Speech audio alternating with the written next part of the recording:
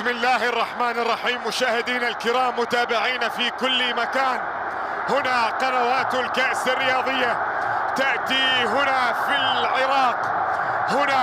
هنا دهوك، أربيل، نينوى، هنا السليمانية، كركوك وصلاح الدين، هنا ديالى، هنا الأنبار وبغداد وواسط وبابل، هنا كربلاء والقادسية والنجف، هنا ميسان، هنا ذو الفقار والمثنى، هنا البصرة، هنا أم العراق، هنا عين الدنيا ذات الوشامين، هنا الزهراء ثقر العراق الباسم، هنا الفيحاء، هنا قبة العلم، هنا السمرة، هنا أم الشناشيل، هنا النخلة وجذعها وشط العرب يمها، هنا مدينة بدري شاكر السياب الذي قال: يا شط ليتك سامعي أو ليت قلبك لي يميل، يا موج يا ملاح يا بيض الزوارق يا نخيل.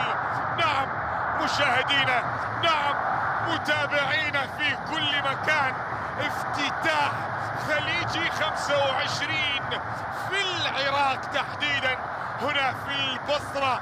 منذ 43 سنة لم تستضيف العراق كأس الخليج، آخر مرة كانت في عام 1979. ها هنا نعود مرة أخرى، ها هنا نأتي بكل الشوق، بكل الحب، نأتي إلى هذا التاريخ، إلى هذا العراق الجميل. نعم نعود لكم مرة أخرى بالقلوب قبل الأرواح، نأتي إلى هذا العراق. صبرت كثير وصبرنا وياكم، نحبكم حيل، اي والله.